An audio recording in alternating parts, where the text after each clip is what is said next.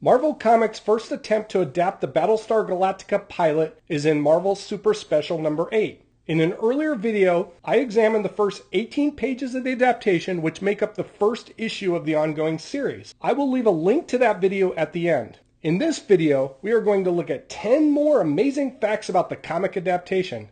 These 10 incredible facts come from the final 13 pages of Marvel Super Special number 8. Marvel completely redid these pages in Battlestar Galactica number 2 and 3, so I'll only point out differences in the ongoing title where appropriate. Number 10. The starving people on the Gemini are more desperate. In the comic, the plight of the people on the freighter Gemini is desperate, and when Apollo, Starbuck, and Boomer enter the lower decks where they are housed, the refugees become frantic and demand answers from our heroes. Both Starbuck and Boomer pull their weapons to keep the irate crowd from attacking Apollo. Both versions of the comic adaptation show the pair with their weapons drawn. In the pilot, the situation is also dire, but the colonial warriors are not accosted by the starving people, and guns are never needed to keep the peace. In the pilot and Battlestar Galactica number 2, one of the starving passengers claims to be from another spacecraft, the Rising Star, where he saw the bureaucrats living in luxury.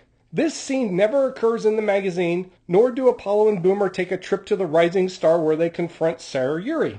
There, Sire Yuri is entertaining guests and serving food he had hoarded for himself. Instead, Marvel Super Special number 8 gave readers another reason to dislike this despicable Council of the 12 member. Number 9. Commander Adama submits his resignation. In the pilot and the ongoing series, Commander Adama is weighed down by the burden of leading the human race, which he conveys to both his son Apollo and his daughter Athena, as well as Colonel Ty at different times, but there is never a moment where he gives up. In Marvel Super Special number 8, Adama submits his resignation to the Council of the 12 once word gets out about the food situation. Sire Yuri pounces on this pronouncement and blames Adama for their predicament and supports his resignation. Throughout the television series, Commander Adama is shown to be the steady hand that the humans need to survive their ordeal. He would never give up on the fleet or his family. Additionally, Sire Yuri is more loathsome in the final version we see in the pilot episode. Another major antagonist faces a completely different fate in the magazine.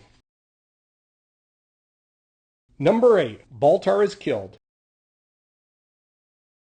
After the attack on the 12 colonies, the traitorous Baltar is summoned to appear before the Imperious Leader on his base star. In the film released to Canada and international audiences, the Imperious Leader orders Baltar to be killed, which a Cylon Centurion carries out immediately with a sword. Marvel Super Special number 8 shows Baltar receiving this gruesome death. In the television series in Battlestar Galactica number 2, a Cylon Centurion goes to unsheath his sword, but the Imperious Leader orders a public execution for Baltar, and he is led away. At the end of the pilot, Baltar is summoned to speak to the Imperious Leader, who spares his life. He is then asked to deliver a message to the Battlestar Galactica. This scene does not occur in the ongoing title, however. Originally, Battlestar Galactica was going to be a series of television specials, but when plans were changed to turn it into a television series, modifications were quickly made to the pilot, including keeping the character of Baltar around as an ongoing villain.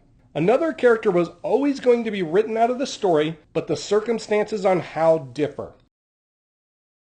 Number 7. Serina has radiation poisoning. Jane Seymour plays Serina in the pilot as well as the next 2 episodes of the television series where her character is fatally shot by a Cylon Centurion on the planet Kobol.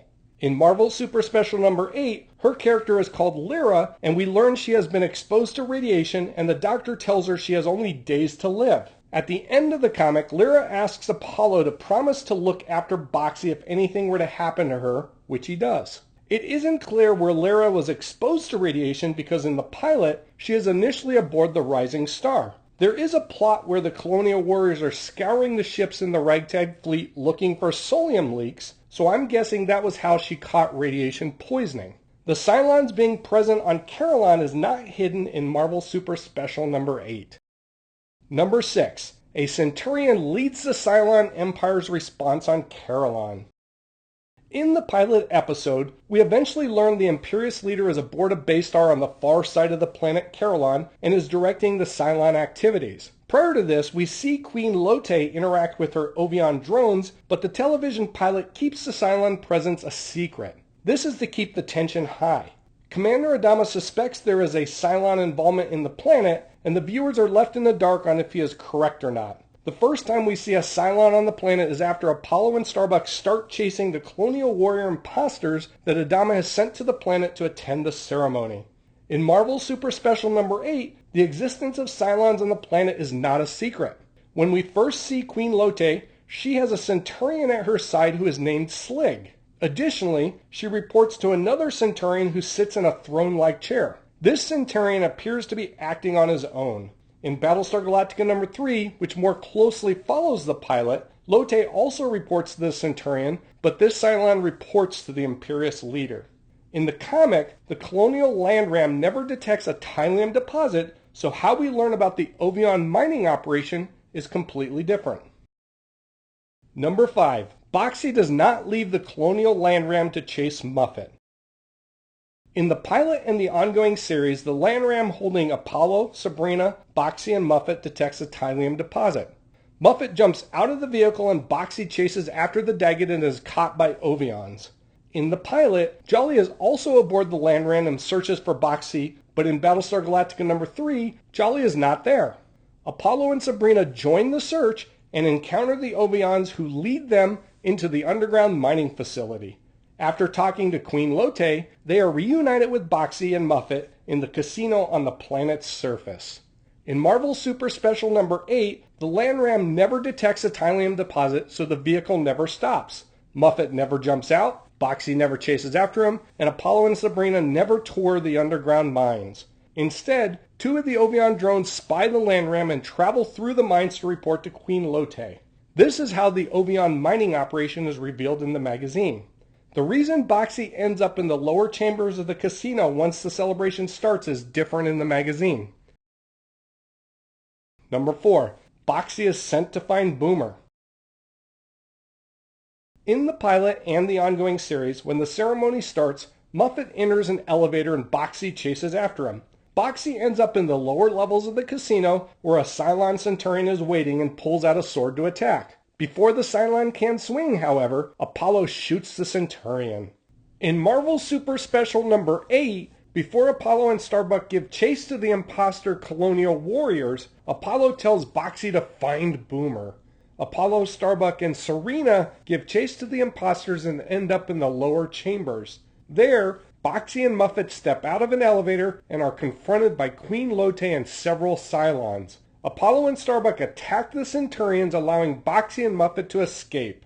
In the pilot, Serina does not go with the Colonial Warriors to the lower levels of the casino. One other major character does end up in the lower chambers, but her fate is not clear in the magazine. Number 3. Cassiopeia's fate is uncertain.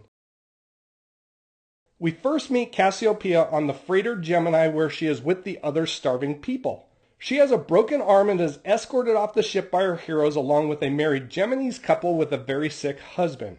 In the pilot and the ongoing series, Cassiopeia has a conversation with Starbuck in the shuttle while he is registering her for medical attention aboard the Battlestar Galactica. In Marvel Super Special number 8, it is Apollo who takes her information and chats with her on the shuttle. Cassiopeia has a much larger role in the pilot than either version of the comic as she competes with Athena for Starbuck's attention. She does not appear again in issue number 2 or 3 of the ongoing title. In Marvel Super Special number 8, she has one more appearance, however. She is the woman Apollo and Starbuck find that is about to be fed to the young Ovions. In the pilot, she is rescued and escapes along with Apollo, Starbuck, and Boxey, but they never show her being saved in the magazine. While she doesn't appear in this scene in the ongoing title, the Ovion larvae look much more menacing in the Battlestar Galactica number 3 than in the television series. While Cassiopeia's fate is uncertain, the fate of the Cylons who attacked the ragtag fleet at Carillon is different. Number 2. The Cylons flee Carillon. Commander Adama and Colonel Ty spring their trap on the attacking Cylon raiders by recalling the Colonial Vipers from Carillon to rejoin the fleet. In the television series, the Cylons are routed, but in Marvel Super Special number 8, the Cylons flee the battle. In Battlestar Galactica number 3, they don't show the Vipers being recalled from Carillon whatsoever. In the pilot, Starbuck and Apollo fly their spacecraft toward the Cylon base star that launched the raiders against the Galactica and the Ragtag fleet. They use their communications to indicate there is a large number of Colonial Vipers approaching the base star, even though it is just the two of them. The base star picks up these transmissions and moves closer to the surface of the planet to avoid detection by the Vipers. When the planet explodes from the Tylium mine fires, it also destroys the base star. In Battlestar Galactica number 3, the two Colonial warriors who perpetrate this ruse are Starbuck and Boomer, not Starbuck and Apollo like the television series. In Marvel Super Special number 8, there is no Cylon base star present at Carillon. The planet still explodes. The Imperious Leader is aboard the Cylon base star that is destroyed. Number 1. The Cylon Imperious Leader lives. In the pilot in Battlestar Galactica number 3, the Imperious Leader is aboard the Cylon base star near Carillon when it explodes. The pilot ends with a new Imperious Leader aboard another base star, sparing Baltar's life, which is not shown in the comic. We are also introduced to another Cylon type in the form of Lucifer. In Marvel Super Special number 8, the Imperious Leader is never present at Carillon and therefore lives. Thank you for watching this video. Since there is a demand, this will not be the last video about Star Wars adjacent comics. Leave a like if you enjoy this video and subscribe so you don't miss out. As always, please leave a comment and let me know what other science fiction properties you would like to see on this channel.